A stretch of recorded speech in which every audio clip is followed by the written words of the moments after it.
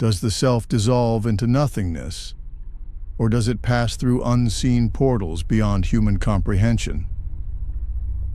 Welcome, soul traveler, to the mystery of mysteries. Today we journey into one of the most profound and enigmatic texts of Tibetan Buddhism, the Bardo Thodol, widely known in the West as the Tibetan Book of the Dead.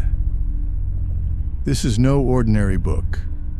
It is not merely a text about death, but a map of the afterlife, a spiritual guide revealing what happens in the transition beyond this world.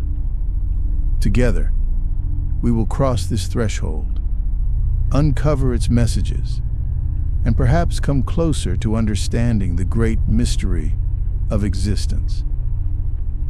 The Bardo Thodol is said to have been created by Padmasambhava, a near-mythical master of Tibetan Buddhism.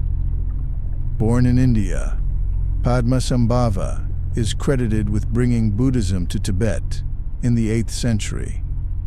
He is revered as Guru Rinpoche, meaning precious master. But Padmasambhava was more than a monk.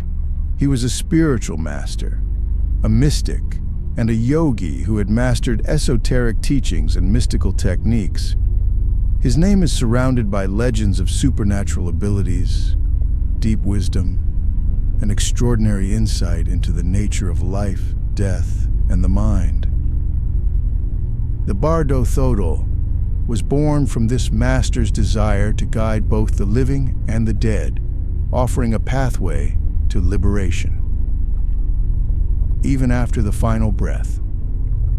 From a young age, Padmasambhava displayed extraordinary mystical abilities.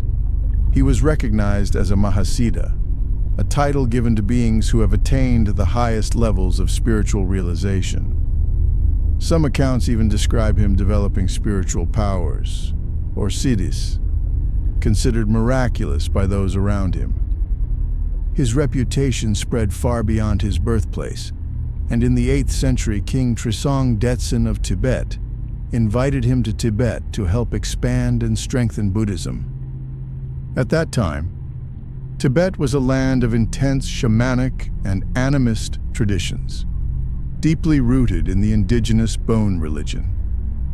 These beliefs were powerful, and their spiritual forces did not welcome Buddhism easily. Upon his arrival, Padmasambhava encountered resistance, not just from people, but from the spiritual forces of the land itself. The local deities and spirits of the Bon traditions opposed the spread of Buddhism. But Padmasambhava did not seek to destroy these traditions. Instead, he sought to integrate them. Using his mastery of tantric rituals and mystical knowledge, he is said to have tamed these spirits, incorporating them into the Buddhist framework. This fusion of ancient Tibetan spirituality with Buddhist philosophy became the foundation of Tibetan Buddhism.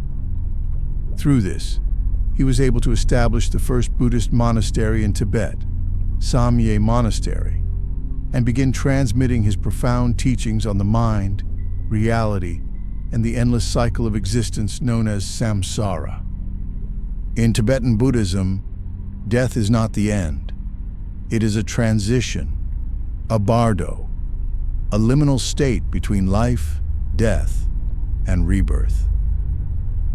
Padmasambhava understood that at the moment of death, the mind enters a unique state, one where it is freed from the distractions of the physical body and becomes more receptive to the ultimate truth.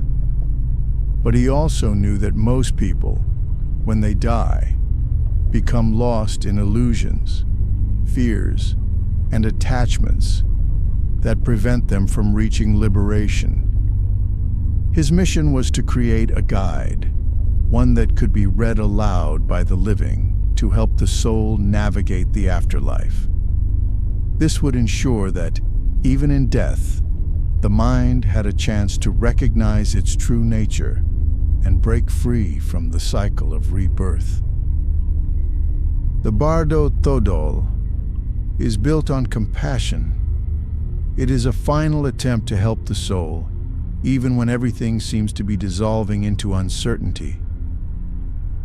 Padmasambhava knew that many would not attain enlightenment in life, but he saw in death a final opportunity.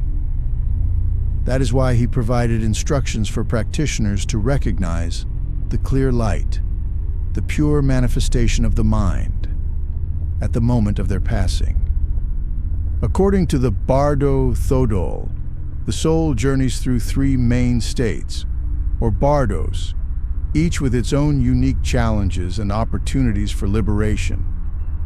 The first of these is the Chikai Bardo, the moment of death. Here, the body dissolves, and consciousness is released from its material prison.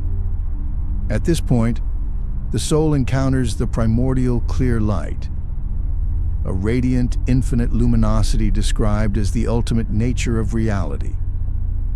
It is pure, boundless awareness, beyond all duality, beyond fear, beyond attachment. For the enlightened, this moment offers a rare opportunity: instant liberation. If the soul recognizes this clear light as its own true nature, it dissolves into it, attaining nirvana, freedom from the cycle of birth and death. But for most, the intensity of the light is overwhelming. Fear, attachment, and lifetimes of conditioning cause the soul to retreat, unable to embrace the truth of its own being. This missed opportunity leads to the next bardo. If the soul fails to recognize the clear light in the first bardo, it moves into the Chonyi Bardo, the bardo of visions, a realm where the mind is confronted with its own projections. As Carl Jung once said, gods and demons are projections of the unconscious, powerful and inescapable until understood as parts of ourselves. Here, in the Chonyi Bardo, the soul experiences visions of celestial beings, radiant Buddhas, and divine realms, but also frightening entities, monstrous figures, and chaotic landscapes. These are not external forces. They are manifestations of the mind itself, reflections of the soul's accumulated karma, desires, and fears. This stage is where the truth of one's consciousness is fully revealed. Those who have cultivated wisdom and clarity in life may recognize these visions as illusions, dissolving them instantly, attaining liberation. But for those who remain attached to their identity, their desires, their fears, the visions grow more intense. At first, the soul is met with peaceful deities, luminous beings offering compassion and guidance. But if the soul does not recognize their true nature, the visions become more wrathful, manifesting as terrifying deities, monstrous apparitions, and chaotic energies. These wrathful figures are not external demons, nor are they punishments. They are expressions of the mind itself, revealing the fears, anger, and attachments that bind the soul to suffering. For those unprepared, these visions can be overwhelming, causing the soul to retreat deeper into illusion. But the Bardo Thodol offers a key teaching. All these visions, both peaceful and terrifying, are nothing more than projections of the mind. If the soul can recognize this truth, it can dissolve all fear, embrace the clear light, and break free from the cycle of suffering. But if fear and attachment persist, the journey continues.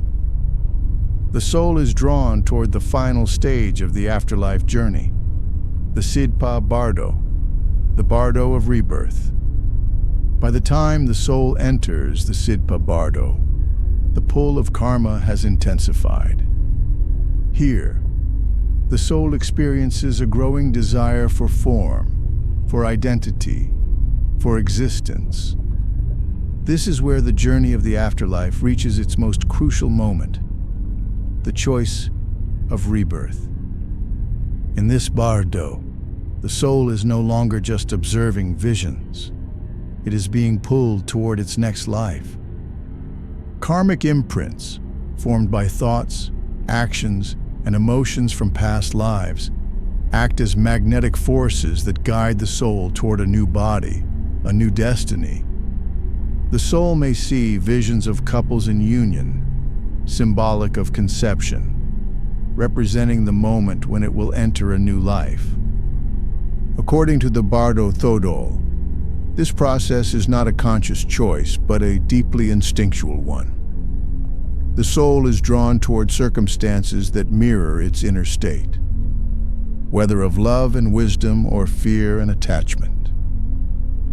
A being filled with anger, fear, or greed may be drawn into a life where it must confront those very emotions. A soul that cultivated wisdom and compassion may enter a life that allows further spiritual growth or even transcendence.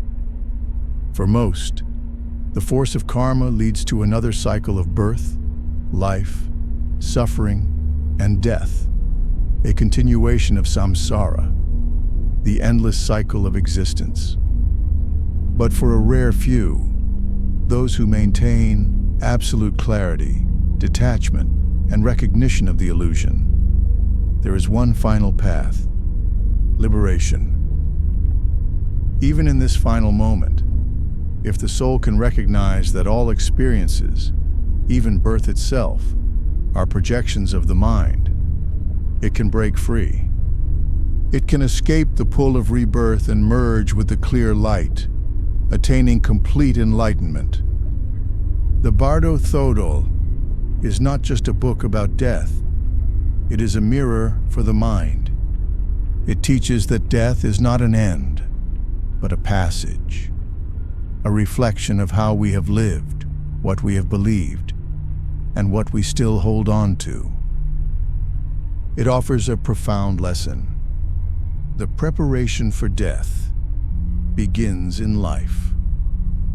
By training the mind in clarity, detachment, and self-awareness, through meditation, wisdom, and compassion, we lessen our fear of death. And when the time comes, we may recognize the clear light for what it is, our own true nature. As Ram Dass once said, "When you die, there is only one question that truly matters. How much did you love?" Perhaps by contemplating these teachings, we can not only prepare for death, but also learn how to truly live. If this journey into the unknown resonated with you, share this video, subscribe to the channel, and let us know in the comments. What intrigues you the most about life after death? Together, we can continue exploring the greatest mysteries of existence. Thank you for watching.